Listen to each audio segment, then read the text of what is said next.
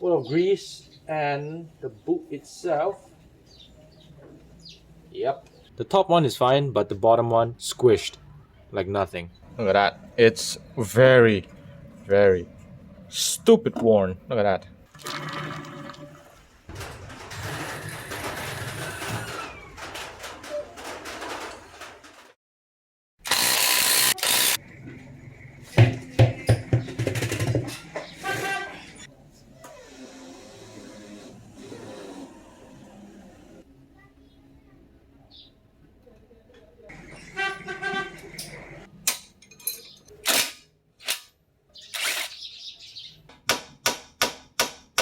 What in the shit is going on? This thing does not want to come out, huh? Well, it came out last time, easily. Not this time. It's finally off now. That means I can fully undo this. I already counted threads, so hopefully the alignment won't be too far. What would you know? Ball joint is still in very good condition. But I did notice the bushing, sway bar bush, is absolutely toasted. So I'm gonna need to replace that. Probably because I over-tightened them and they're mushed currently. Or I could install upside down, but from the looks of it, looks like I probably just over-tightened them to the point where they're like really mushed. Yeah, I need to replace that, but they're pretty cheap. Full of grease, and the boot itself, yep, torn, as you can see. Even the inside as well torn. My oh my.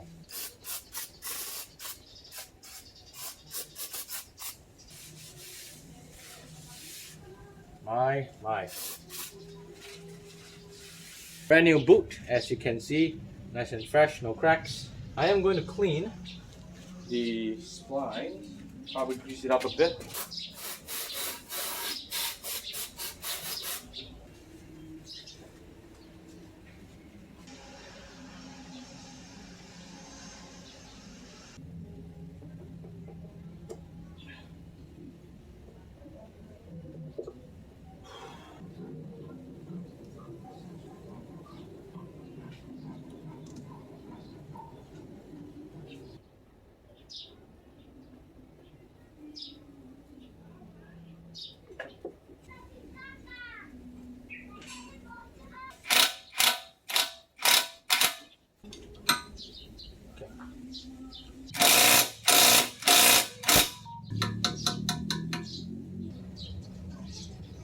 The sway bars and the bush itself.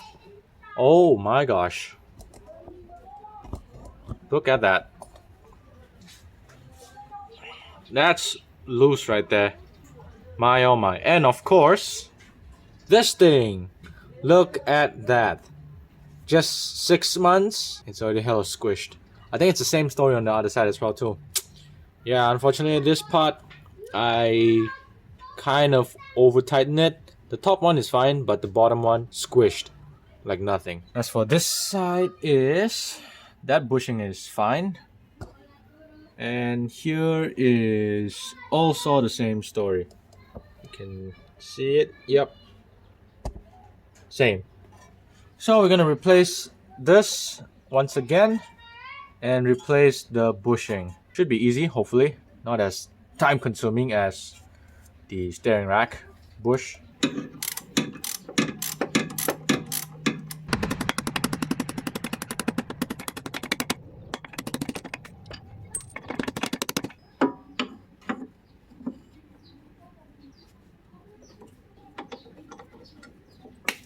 Let's see if I try undo the other side, if it's gonna be a little bit easier, because right now I think it's in quite a bit of tension.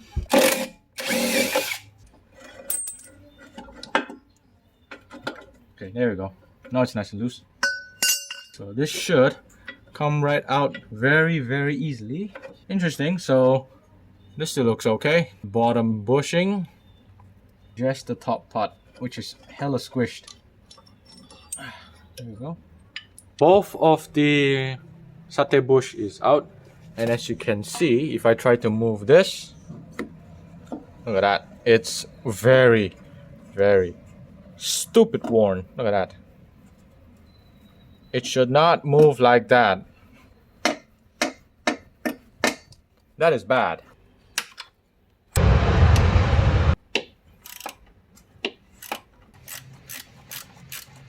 This one out. Yep, into shambles. And full of shite as well. Let's go. Very greasy spot. Okay. And the bushing. Oh wow, it's cracked too. Okay. Just realized, look at that.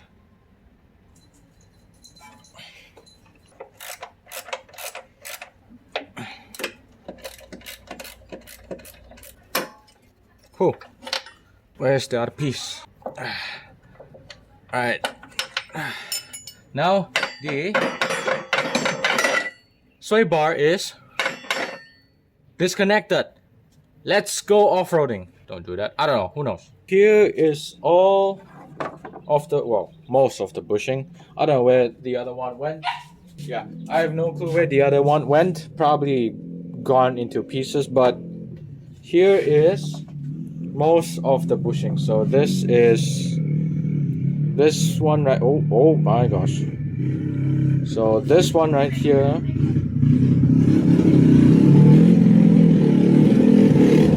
Literally disintegrated. Look at that. I can literally peel this apart. This is the passenger side. As you can see, it's not really cracked, but it's due for a change, I'd say. And of course, the good old hockey puck. Oh shit! Well, the good old hockey puck bush. Look at that. This one's still good though. Look at this. The bottom bush. This one is still fine. But other than that, you know. And here are the brand new bushings. I forgot how much they cost, but the original says here. Other than that, it's pretty universal. This thing can be used on a lot of Proton models, the Saga FLX and Iswaras and others. So as far as quality goes, not too much of a concern. Look at that, nice and fresh. Let's see if I can take an old one right here, just to compare side to side. As you can see, this hole, look at the holes. Now compare the holes. This one is gonna feel much more better when driving. With the whole sway bar bushings replaced, I bet it's gonna feel so much better. One cleaned bracket later, it was all covered in shite, of course. As you can see now, all clean. Right hand side says, and now we are going to install it back. Now just a tiny itty bitty little tiny bitsy little bit of grease. I don't have silicone spray. I didn't thought of buying it until now. So I'm just gonna work with what I have, which is a bit of grease, all-purpose grease. And now I'm just gonna slide it in the new bushing. Right now the sway bar is really free, so I can just move wherever I want to, which makes installation a lot more easier. Good and tight. One thing that I really don't understand is this part right here. Do I install this like this down or the other way around? Because I really am still confused what's the orientation on this thing, because I know Wira is upside down or downside up. The nut is on the top and the bolt is from the bottom, but I'm not really sure on Iswara though. That's the thing. And also this bushing right here, not to over tighten it, so I'm just gonna go by how it feels, but really I can't feel anything, so I think this should be okay. But this part though, I'm not really sure about this one. It's kind of like slipping-ish kind of thing. I guess I'm just gonna go like this for now, I guess, because previously it's the same way on the passenger side, upside down or downside up. I don't know how you call this thing. Copy paste on the other side, and that should be it for the day. And another thing that I would like to change is the reverse switch light. This is the old one, and unfortunately there's a washer here. Used to be a washer here, but unfortunately it fell down and I didn't notice it, and I just installed as is. And shifting to fifth and reverse feels very mushy. And when I take apart again to see, and then I just realized the washer is missing, and there is a lip. This one right here. This is just a reverse switch though. So if this thing breaks, the car is still drivable, but I just don't have a reverse light. So with that, I'm gonna change for a new one. As you can see, it's got the groove built in there and all fresh, and it goes right down to that hole. Pretty straightforward.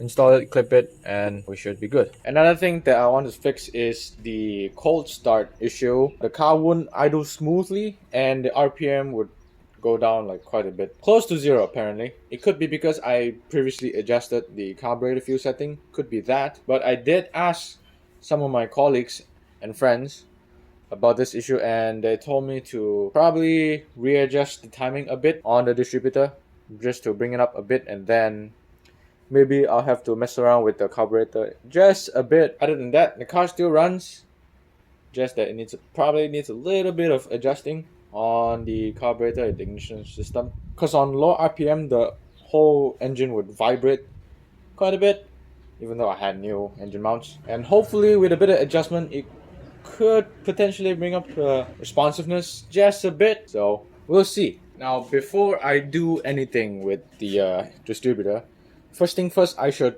mark it. That way, if in case the whole ignition thing, the whole distributor went out of timing, I can readjust back to factory spec, or well, as marked.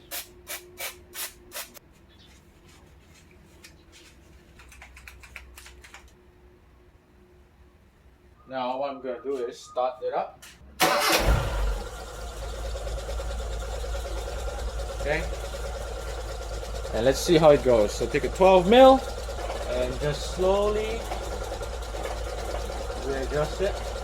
Okay, let's see.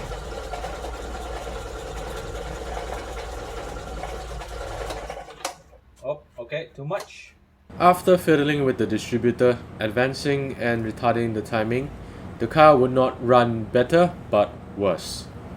And it's noticeable when I took it out for a test drive just to get things warm a bit. Then I tried adjusting the fuel with the distributor and it's the same story. The valves would make even more clatter noise, so I figured, if it's not the timing of the car, then what could it be? I readjusted the distributor back to its original form. Then I started turning the fuel screw on the carburetor, making it lean, and it ran much better than it did. When cold start, the car's RPM won't drop as much, and when driving, it pulls much smoother than before. Now mind you, I did mess with the carburetor a while ago after doing the valve tappet clearance and cleaning the EGR valve, because initially the car would not run smooth as it would jerk, but after changing the old fuel filter, the problem was solved. Now if you look closely, you can see that the gap between this top mount and this gap right here is just way too big. You can see I can just put my finger in there and this thing would move the cushion right here. And same goes to the other side as well. As you can see, yeah. Which means that the shock mount is worn, and luckily I have new ones. So we're gonna change the front shock mounts on both sides, and as well as the rear. Remember the noise coming from? I had a bit of noise coming from the back, so which I'm going to diagnose and see what is it. Hopefully it's, I'm guessing it's the spring perch, the rubber spring perch, but we'll see. Hopefully it's just that and not something else. Now focus on the top mount of the strut. When I'm jacking, you can see how much play this thing has. Look.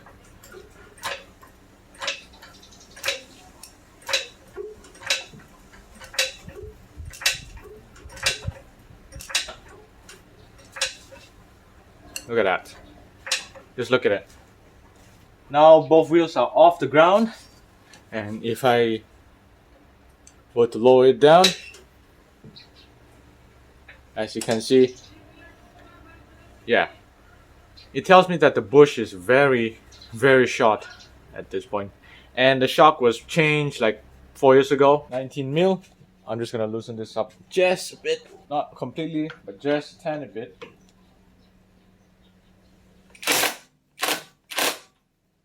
Okay, that's good.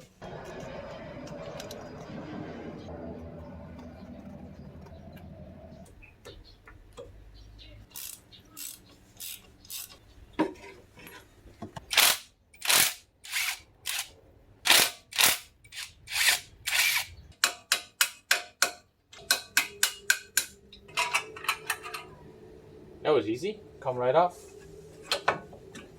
Now we can undo the strut.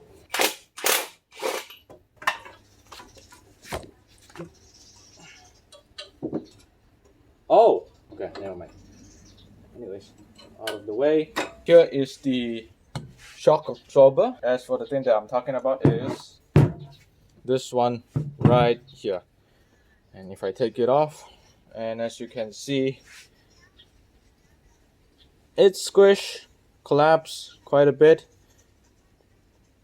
What about the bearing though? Yep, in due for a change, isn't it? In due for a change, but unfortunately I do not have a spring compressor.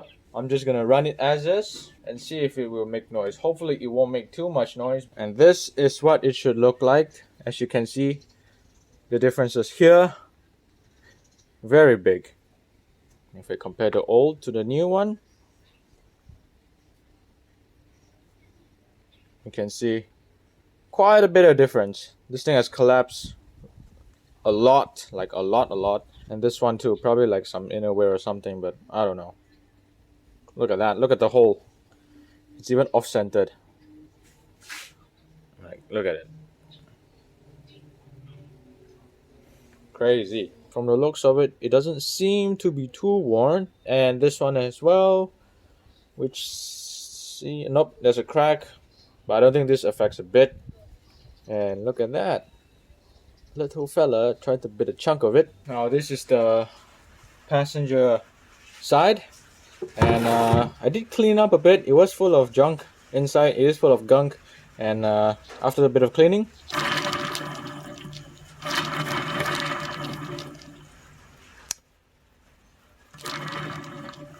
not good. So bearings in definite need of changing, but unfortunately I do not have a spring compressor. Now I could just do the sketchy part, the sketchiest things, which is just undo this thing and, you know, pray that this thing won't shoot in front of my face or someone else. But no, I'm not gonna do that because that is just stupid.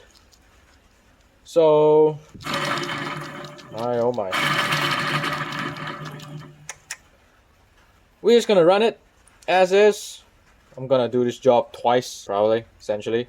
So, yeah, better be safe than sorry, you know. That means more parts to invest.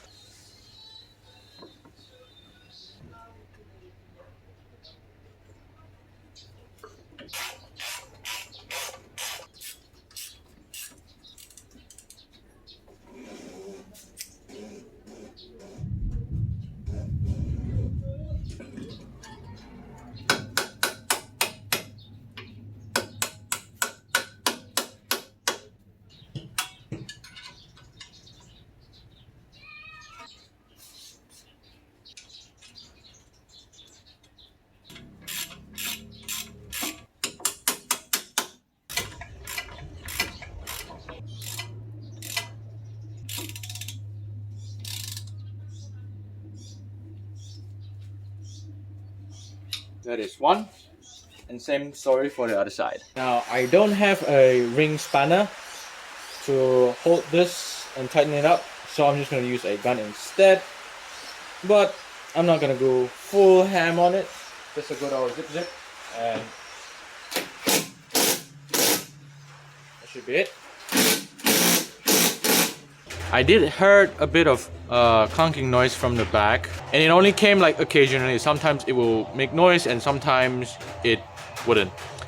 Now the thing is, this shock absorber right there, well, the whole car essentially has been changed quite recently, like 4 years ago, and they're still good. I did try to take it off and see what's the noise. I thought it was like this thing, this the shock absorber, or it could be the bushing that's worn. But upon checking, that is not the case, which is good. And after a bit of more checking, I found the problem. This one right here. Have a listen.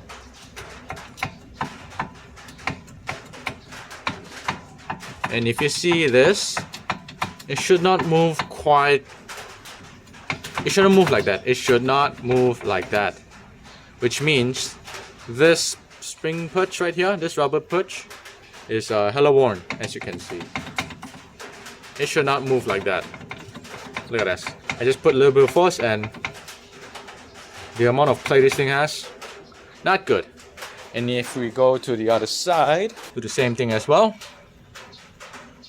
You can see that this side is still nice and tight.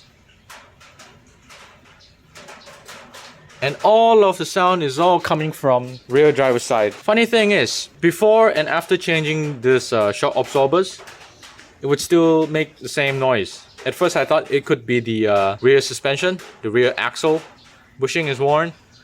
But after a bit of wiggling tests, they are still nice and tight, which is good. Because if it fails, I'm gonna have to take off a lot of things. Like this has to come down, this has to come down, this whole thing has to come down. The exhaust needs to come down, and this whole rear end needs to come down. But good thing that those are still fine. I got the new part now. I will show you.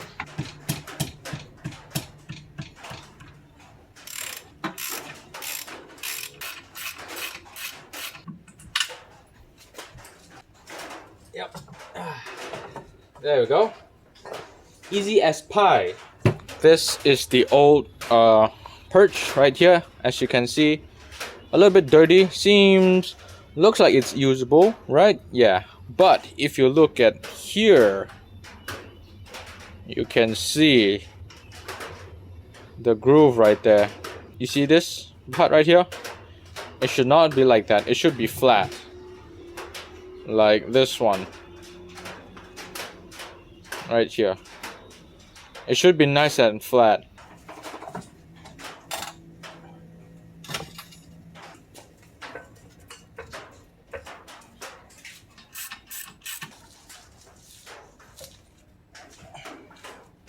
Yep, should be good.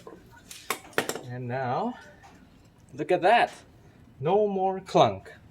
What do you know?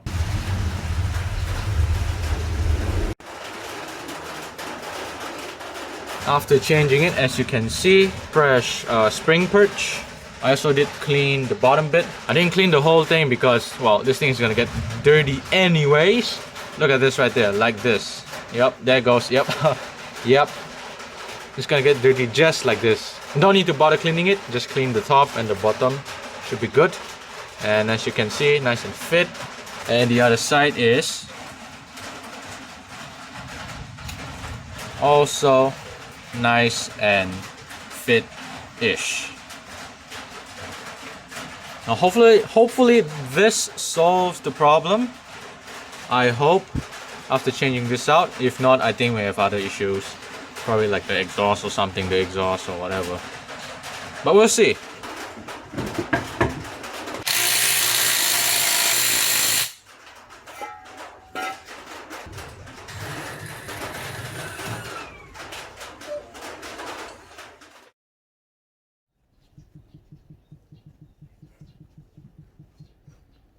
I don't know if you guys can hear it, but you listen to this.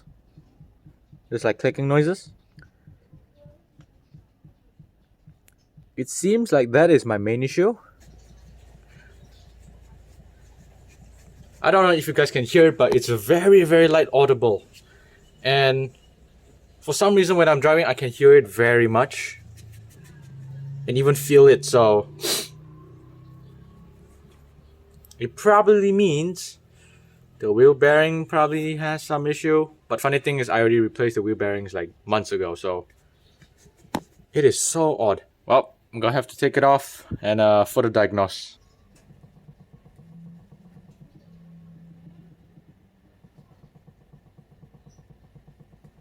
Can you hear that?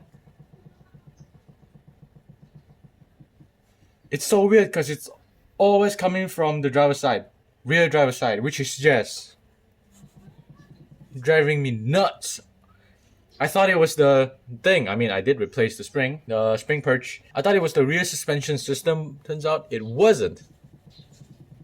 It's just a stubborn wheel bearing, probably.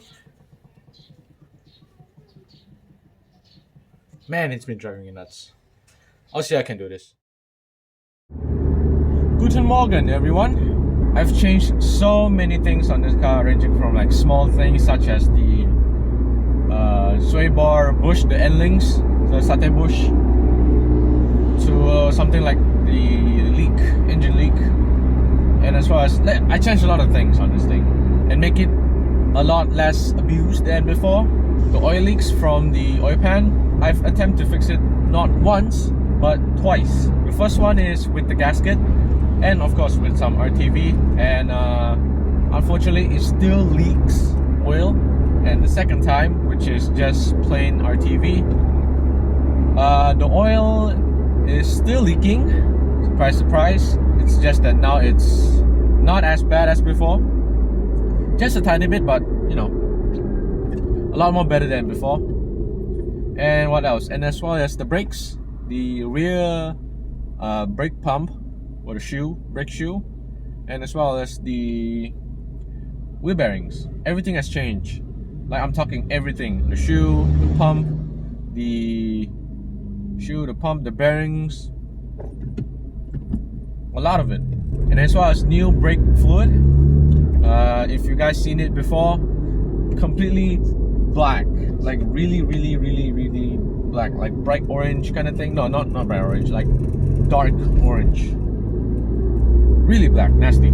Pads, I've changed them, of course. They were really thin, like alarmingly thin. Now for those who might wonder how much did I spend on this thing, I don't know what the exact number is, but I'll just put it up on screen anyways. I think it's somewhere around 950, somewhere around there.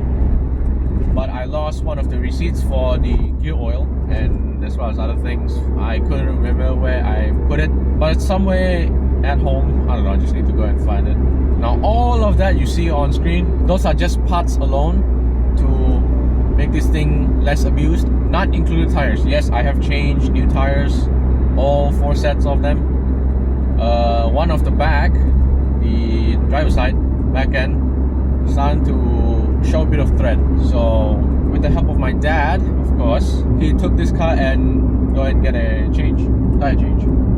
So that doesn't count because it's not my own money. I didn't spend the tires on it. So this car isn't perfect by any means. It is my daily after all, but if I want to get it like perfect, like I'm talking top to bottom, change every single rubber hose, bushings and fluids and leaks and whatever that is, it's gonna take quite a bit of money, which I don't have anymore now. Just a tiny bit, just a bit in my bank account. And plus this car just isn't really worth it to do up to that extent. I mean, well, yeah, sure, if I have a shop and unlimited amount of money, sure, I'll go full restore on this thing. I don't know, maybe put a 1.6, 1.8, I don't know, 4G63 powered. Never know, but no, I don't have the money.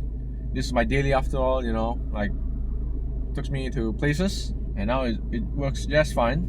And with that comes to an end for this series. Why?